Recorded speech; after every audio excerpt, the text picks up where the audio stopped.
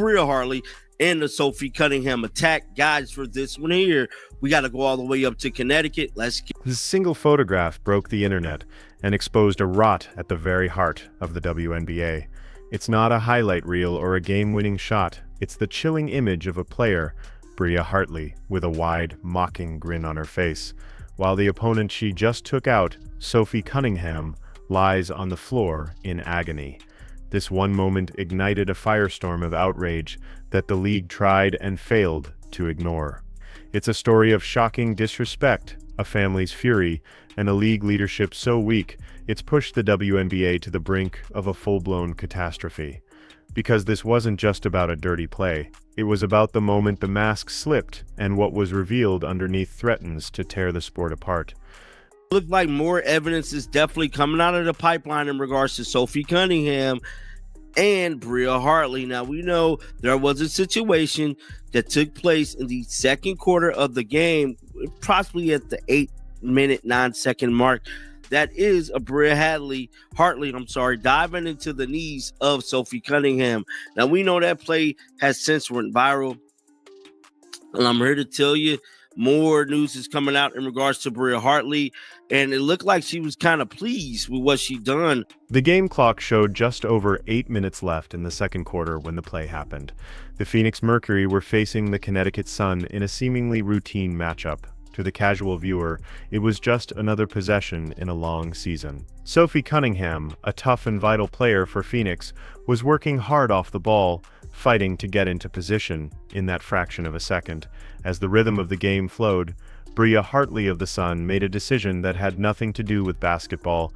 It was a human torpedo launch. She dove low, propelling her body directly and unnaturally into Sophie Cunningham's knees. The impact was sickening and immediate. Cunningham crumpled to the hardwood in a heap, her season and potentially her career flashing before her eyes. Tries to slide over right there, and Hartley just kind of falls and makes collision. Players get tangled up, and hard fouls are a part of any physical sport. But this was different. There was no attempt to play the ball, no accidental collision in the heat of the moment. The angle, the velocity, the clear point of impact on a vulnerable joint, it looked less like a mistake and more like a targeted strike. As medical staff rushed onto the court, the entire arena held its breath. The game came to a dead stop, the squeak of sneakers replaced by a stunned silence. For a moment, it was just another unfortunate injury. But what happened in the seconds that followed turned a dirty play into a viral firestorm, exposing something far uglier than just aggressive basketball. That has since went viral. Somebody sent me this late last night, and this is the face of Bria Hartley, man, laughing. She's laughing after colliding with none other than Sophie Cunningham.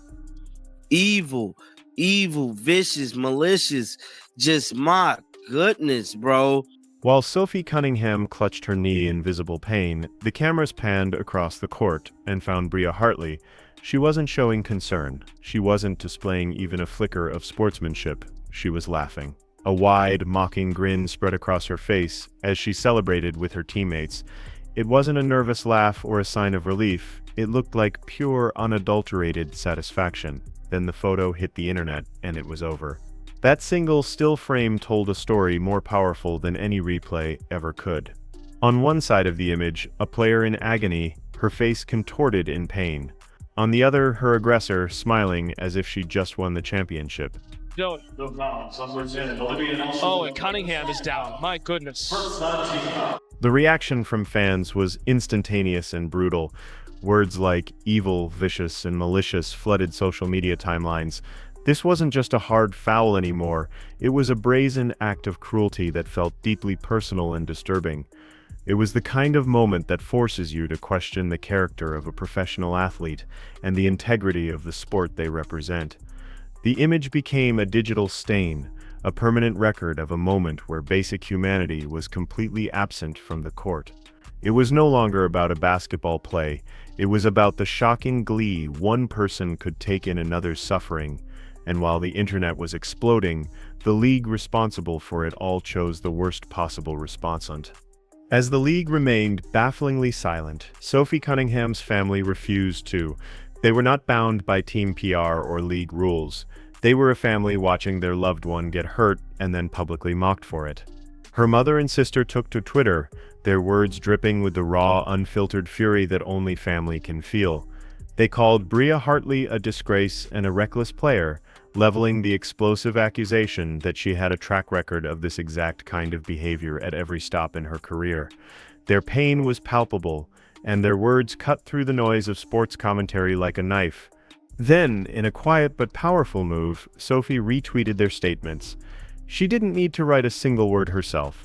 Her cosign was a deafening roar in the silence.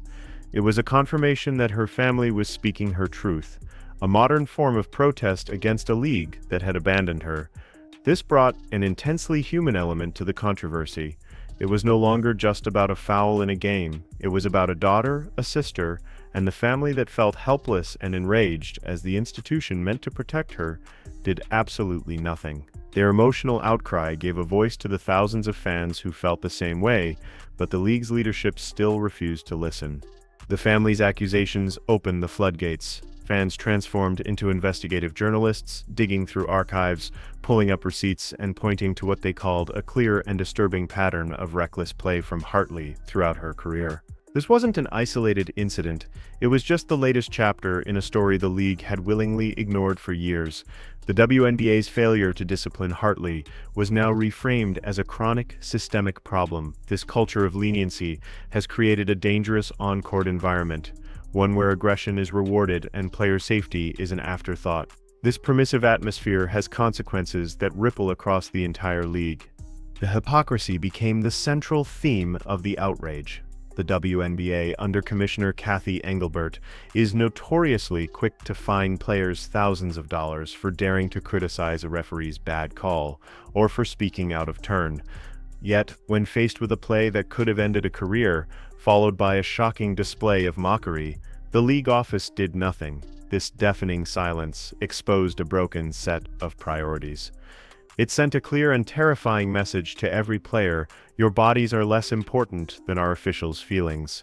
The league's inaction was seen not as an oversight, but as a quiet endorsement. By doing nothing, they were telling every player that this kind of behavior was, if not encouraged, then at least tolerated. This pattern of negligence transformed fan anger into deep-seated corrosive distrust in the league's leadership. This incident didn't happen in a vacuum. It landed in a league already simmering with controversy over the physical abuse being dished out to its newest superstar, Caitlin Clark. Her arrival brought millions of new eyes to the WNBA, but what those eyes saw was alarming. From her very first game, Clark has been subjected to a relentless barrage of hard fouls, cheap shots, and off-ball aggression that clearly crosses the line from competitive to dangerous. The infamous hip check from Chennedy Carter was just one of many examples. The league's hesitant and inconsistent response to the hits on Clark had already been heavily criticized, with many feeling the league was failing to protect its biggest asset. The Bria Hartley incident is a direct and terrifying extension of that same problem. When the league allows a player like Hartley to take out Cunningham's knees and laugh about it without consequence, it sends a message to the entire WNBA that targeting players is a viable strategy. It normalizes a brand of basketball where, if you can't stop them with skill, you stop them with force. The failure to protect Sophie Cunningham is the exact same failure that leaves Caitlin Clark exposed every single night. It's a systemic issue, a cultural disease that was festering long before Clark arrived.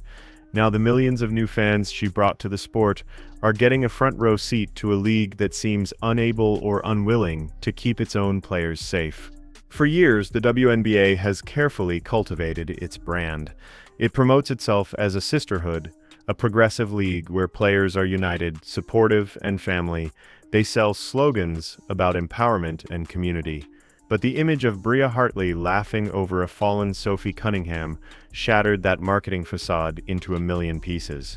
Families don't laugh when a member is on the ground, clutching her leg in agony. A sisterhood doesn't stay silent when one of its own has her career put in danger by a reckless act. The hypocrisy was glaring, and fans saw right through it.